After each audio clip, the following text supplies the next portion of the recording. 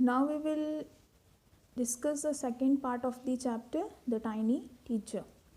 The queen ant has a pair of wings which she casts off before she begins to lay eggs. जो चींटियों की जो रानी होती है क्वीन एंट, उसके विंग्स होते हैं, पंख होते हैं, वो जब भी एग्स देना चालू करती है तब एग्स देने के पहले वो अपने जो पंख होते हैं वो कास्ट ऑफ मतलब निकाल देती है. उसके बाद में उसके विंग्स नहीं होते. Eggs hatch and become grubs.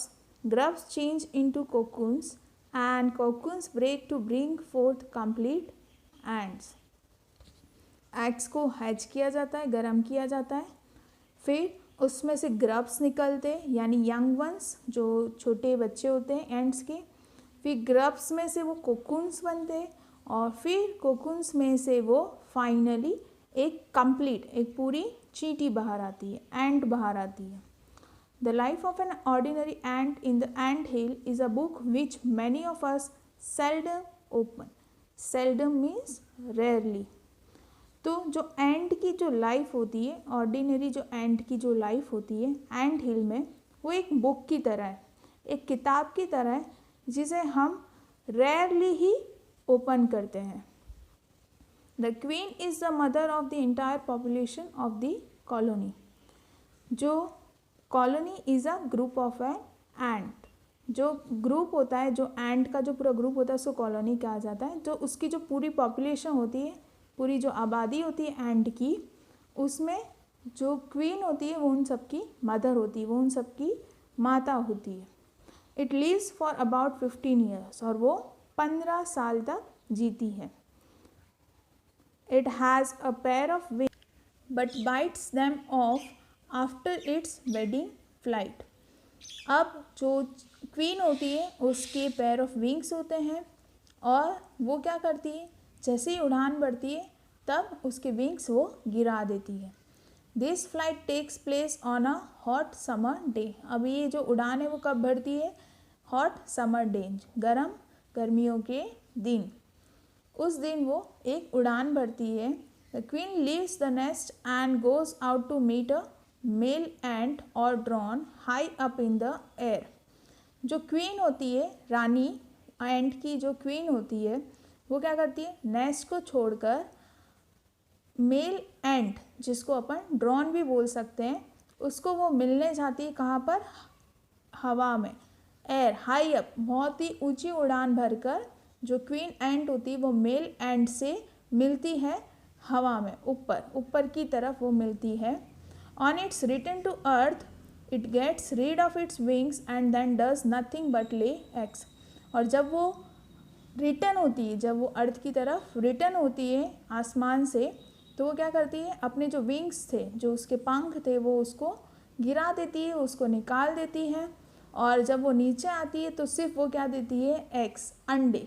वो सिर्फ एग देना स्टार्ट कर देती है. Eggs hatch and grubs come out. Eggs को गर्म किया जाता है, हैच किया जाता है और उसके बाद उसमें से ग्रब्स निकलते हैं, मतलब चींटियों के यंग वंस निकलते हैं, बच्चे निकलते हैं.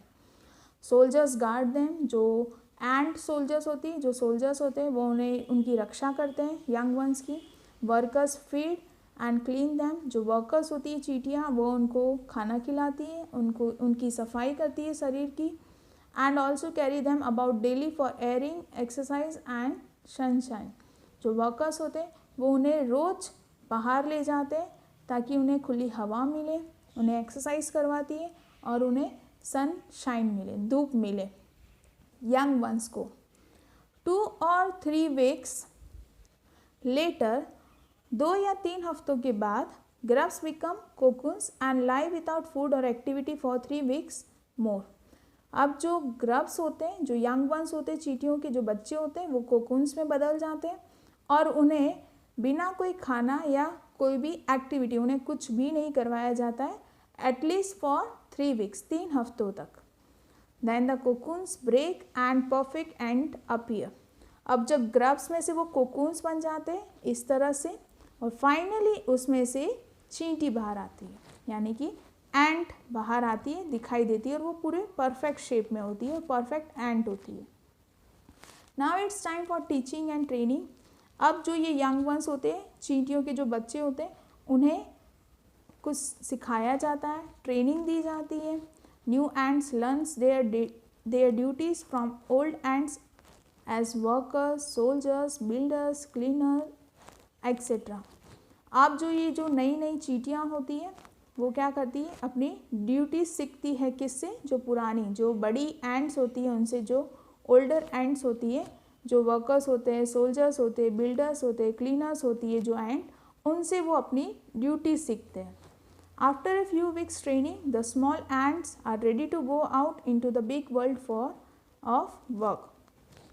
कुछ हफ्तों के बाद जब उनको ट्रेनिंग मिल जाती है, जब उन चींटियों के बच्चों को ट्रेनिंग मिल जाती है बड़ी चींटियों से, ओल्ड एंड से, फिर वो जो छोटी छोटी एंड्स होती है वो रेडी हो जाती है और वो बाहर जाने के लिए प्रिपेयर करके उनको बाहर भेजा जाता है, जो बड़ी दुनिया में उन्हें भेजा जाता है काम के लिए।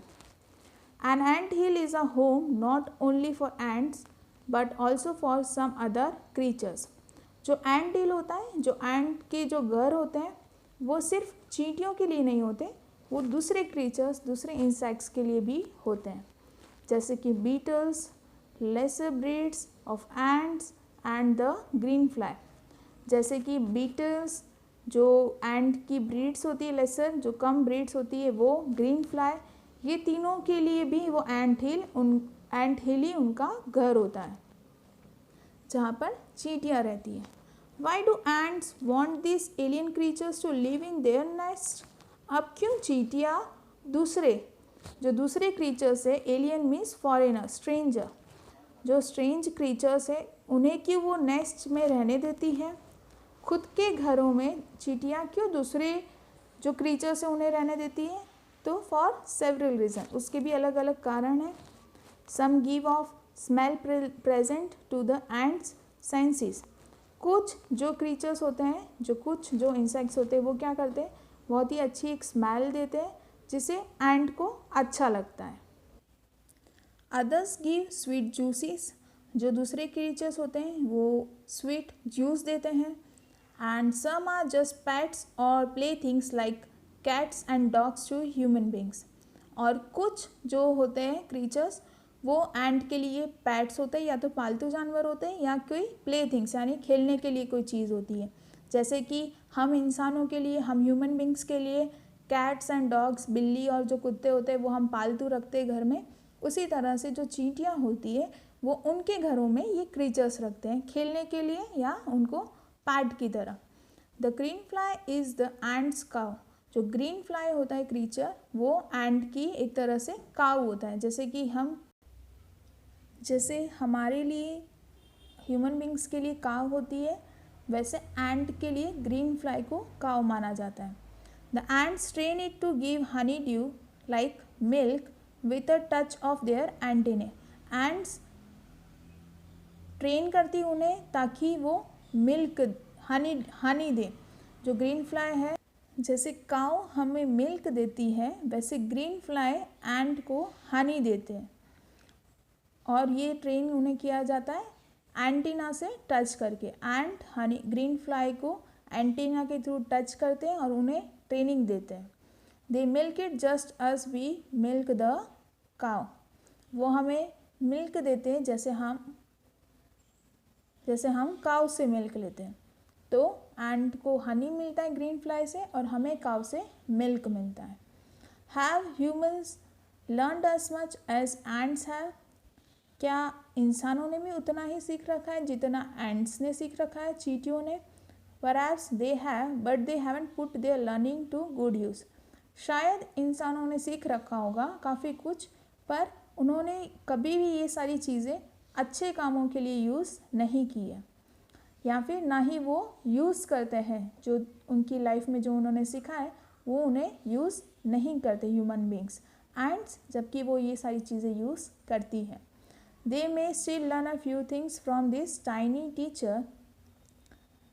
शायद इंसान इस जो टाइनी टीचर है, जो एंट है, उससे कुछ चीज़ें सीख सके, जैसे कि हार्ड वर्क, मेहनत करना, सेंस ऑफ ड्यूटी कैसे निभाना, डिसिप्लिन, क्लीनलीनेस, साफ सफाई, care for the young ones, बच्चों का ध्यान रखना, and above all a firm loyalty to the land where they live. और इन सब के ऊपर जो लॉयल्टी होती है अपनी ज़मीन की तरफ जहाँ पे अपन रहते हैं, उन सारी चीज़ के साथ में अपन को लॉयल रहना है। ये काफ़ी सारी चीज़ें जो हमने एंड से सीखी, hard work, sense of duty, discipline, cleanliness, loyalty, ये सब इंसान को भी इस टाइनी टीचर से सीखना चाहिए और अपनी लाइफ में इम्प्लीमेंट करना चाहिए।